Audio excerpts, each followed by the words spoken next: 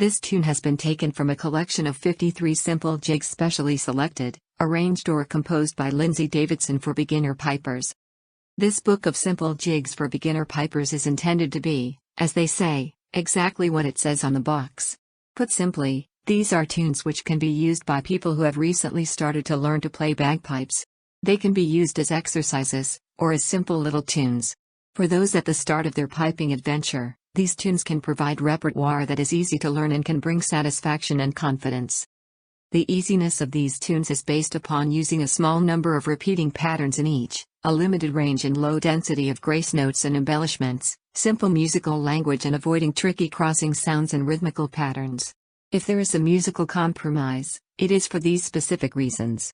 This collection should also prove useful to bands seeking an interesting and attractive repertoire as well as soloists seeking a challenge in the satisfaction of playing fast dance music well.